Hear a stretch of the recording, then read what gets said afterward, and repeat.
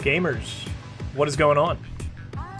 It's Avi, joined by Baby Cody, and it is week 9. We made it to the final week of the regular season. If you're watching this live, then you know we're a little late to the commentary here. Playoffs has actually already started, but we're not going to get into spoiler territory. We're just going to talk about today's match. Today's match is the Athenian Absols versus the Seattle Scizor. Finn, with a fantastic season under his belt already so far, definitely bound for playoffs. Currently, I believe, having 2 losses on the season. Nothing too shabby at all, finishing in the top 4 of teams. Looking really good going into the playoffs. Jenna out of playoff contention, but she's had some big upsets, some surprises against Piranha and some other teams.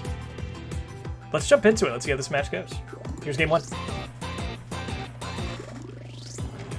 Greninja into Urshifu. Gengar's going to come in, hoping for a fighting type attack. Gets the U-turn instead.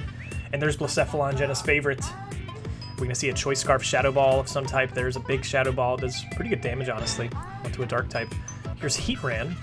Interesting choice for a switch in on the Water type Pokemon. Gets a Toxic on Diancie, though. Assuming this is Mega Diancie, yes. Diamond Storm will take out the Heatran and grant the defense buff. That's great. Here's Ditto copying that stat change, though. And a fat Moonblast. Wow. That Ditto has been so impactful all season. And I know Jenna drafted that thing pretty late, too. Pretty awesome. There it is, the Choice Scarf, Blacephalon, I'm pretty sure. And now suddenly we have a special attack boost. It is sturdy, so it will live at 1. Should Earthquake to kill it, yep. Here's Urshifu. Aqua Jet, 60%. Just do it again. Why not? Finn in a little bit of a pickle here.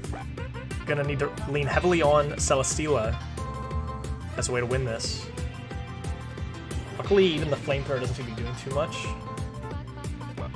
You're gonna need like a Stone Edge crit or something from T-Tar, I think, to break through this thing. Clangorous Soul Blaze comes out.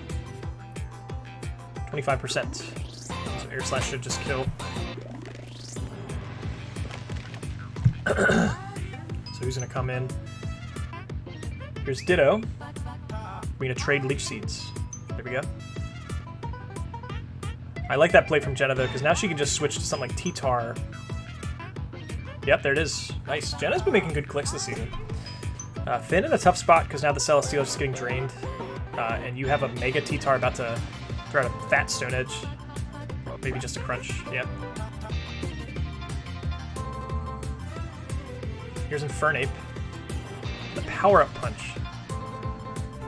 Interesting. I think you really wanted to close combat or something there.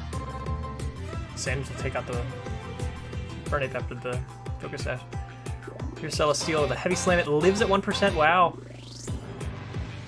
I don't think that would have mattered. I think Surging Strikes from Urshifu would have finished it off. Or the Ditto would have just won the Ditto because it would have just come in and Leech Seeded. Either way, a good showing from Jenna. It's a hard box, dude. It's a tough box to play against. I talk about, every week I talk to JT about the league, and we always talk about how Jenna might have had the best draft this season. It's kind of crazy. Has some really crazy Pokemon in this box. Here's game 2. Let's see how Finn responds. Big Aqua Jet. Choosing not to Mega Evolve there is probably what saved Diancie's life. It kept some bulk. So that was a pretty smart play. Urshifu goes down, and Donphan comes in with the Heatran.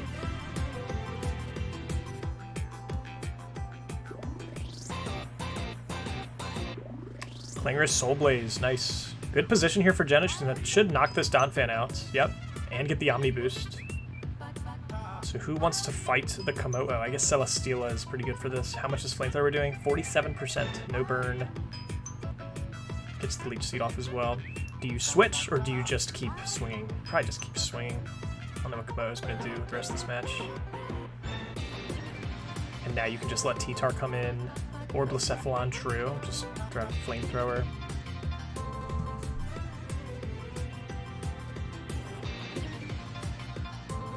I'm curious why... I mean, I guess nothing really wants to fight Greninja. Jenna doesn't really have a Greninja switch in. I think Finn needs to take note of that.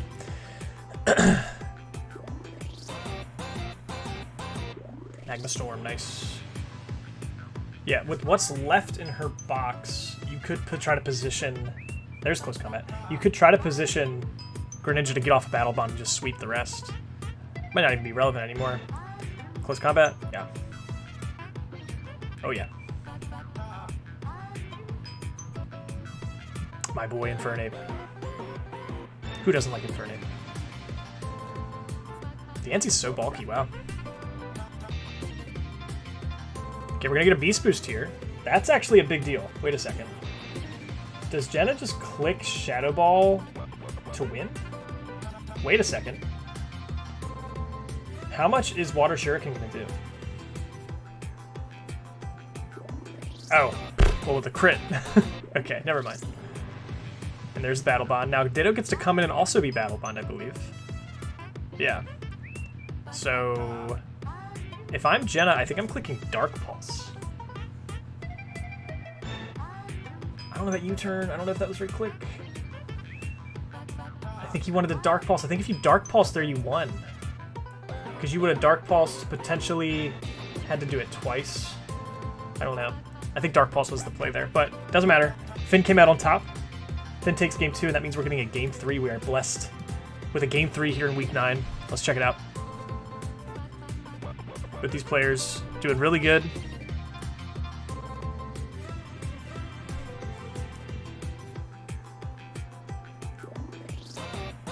Going for hazards, interesting. Yeah, Jenna has Ferrothorn too. Keep in mind, she had Ferrothorn in the back this entire time. Crazy.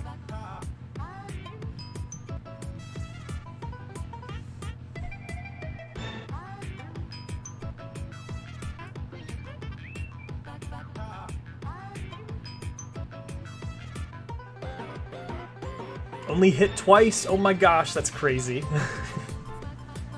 I think it can hit up to 5 times. Only hits twice. Blacephalon lives. Gets the kill on Greninja, but does go down to the Donphan Ice Shard, so... There it is. There's Surging Strikes. If that's choice, that's dangerous. Is this choice? It is not. But it misses the Z Hypnosis, no! A choice or a Shifu just kind of, like, destroys teams. If you don't have, like, a Rocky Helmet, heavy defensive switch in, like an Amoonguss or something. Yeah, I feel like... I'm sure it's worked at some point this season, but I feel like I haven't seen that Gengar hit a Hypnosis once. He's tried the Z Hypnosis so many times. Okay, Fairy type switch in on the Z Klinger Soul Blaze. Good call from Finn. Do we have Flash Cannon on the doesn't matter. Komodo's gone. Does not. Not a bulletproof Komodo, it would seem. 2%. 64%. Does Ditto have a higher HP stat than Diancie?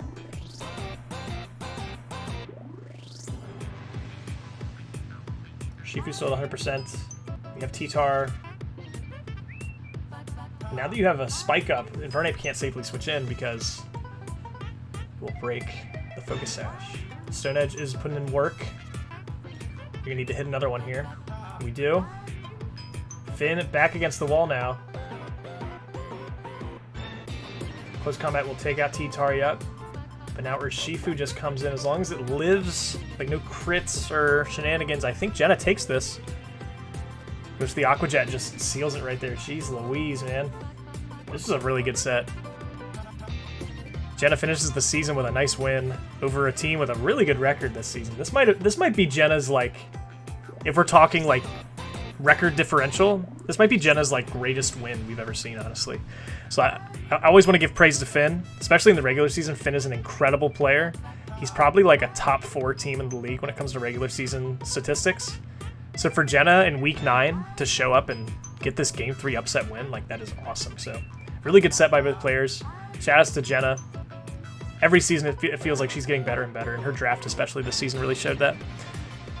So good stuff. Excited to see how Finn does in playoffs. But Jenna, we are going to say goodbye to, at least for now. She's not in the playoff contention. So the door has closed for Seattle. We will not see them next week in playoffs. But we will see Finn move on. I believe they're...